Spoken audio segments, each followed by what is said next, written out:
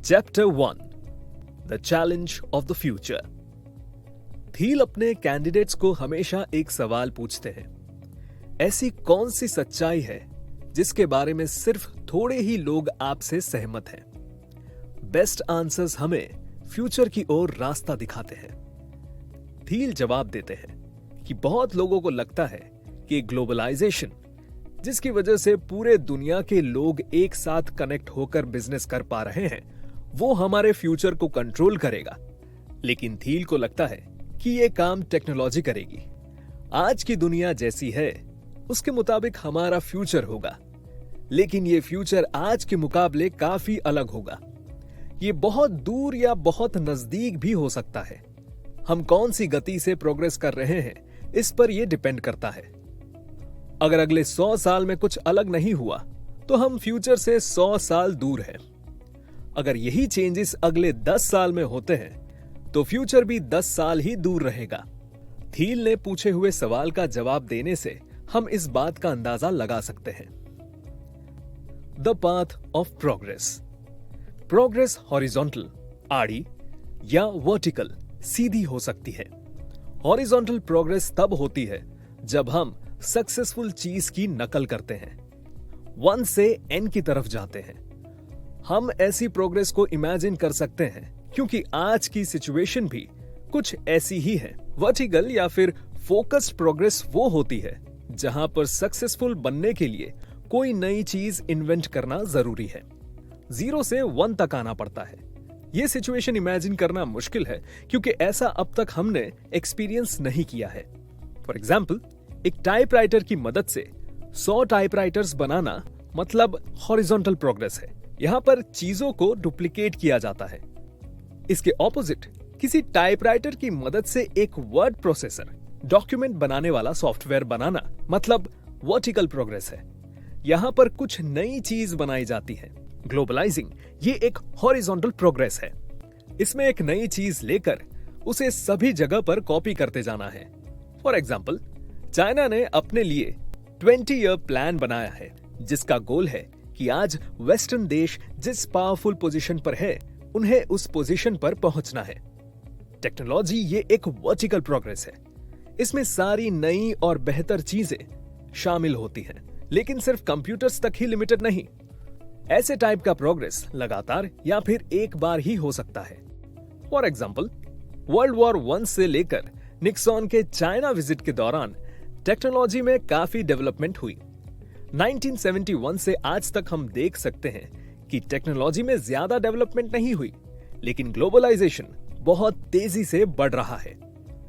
Globalisation की मदद से हम सारे लेवल्स पर यूनिटी ला सकते हैं। हम ग्लोबलाइजेशन के बारे में जिस तरह से बात कर रहे हैं उससे ऐसा लगता है कि टेक्नोलॉजी की प्रोग्रेस सबसे बढ़िया हो रही है। हम डेवलप्ड और डेवलपिंग वर्ल्ड्स का यूज करते हैं, जैसे कि वेस्टर्न देश ने सब कुछ हासिल कर लिया हो, इसीलिए वो डेवलप्ड है, और गरीब देशों को अभी भी उनके लेवल पर पहुंचना है, इसीलिए वो डेवलपिंग है। लेकिन टेक्नोलॉजी में प्रोग्रेस किए बिना ग्लोबलाइजेशन को जारी नहीं रखा जा सकता, क्योंकि जितने ज्यादा देश इंडस्ट्रीज में प्रोग्रेस कर रहे हैं उसकी वजह से मुश्किलें बढ़ रही हैं। फॉर एग्जाम्पल, अगर टेक्नोलॉजी इंप्रूव किए बिना ही चाइना ने अपना प्रोडक्ट दुगना कर दिया तो इससे एयर पॉल्यूशन भी दुगना होगा। डेवलप्ड देश की नकल अगर सभी देश करने लगे तो प्रोग्रेस की जगह पूरे वर्ल्ड में तबाही होगी। नई टेक्नोलॉजी डेवलप होगी, ऐसा कभी भी नहीं लिखा होता। हजारों साल पुराने खेती करने वाली सोसाइटी से लेकर 1760s के स्टीम इंजन, भाप से चलने वाली मशीन के इन्वेंशन तक बहुत ही कम टेक्नोलॉजिकल प्रोग्रेस हुई। उस पॉइंट से 1970s तक लगातार हम कुछ नया करने की कोशिश करते आ रहे हैं। 1960s के आखिरी सालों में लोगों ने इमेजिन किया कि फ्यूचर में टेक्नोलॉजी की बहुत प्रोग्रेस होगी, जो कभी हुआ नहीं। फॉर एग्जाम्पल, चीप एनर्जी और मून लैंडिंग। उन्होंने ये एक्सपेक्ट किया कि बड़े बड़े इन्वेंशंस अपने आप क्रिएट होने लगेंगे, लेकिन सिर्फ कंप्यूटर्स और कम्युनिकेशन में इंप्रूवमेंट हुआ। बेहतर फ्यूचर बनाना है तो टेक्नोलॉजी को इमेजिन भी करना होगा और उसे एक्चुअली बनाना भी होगा।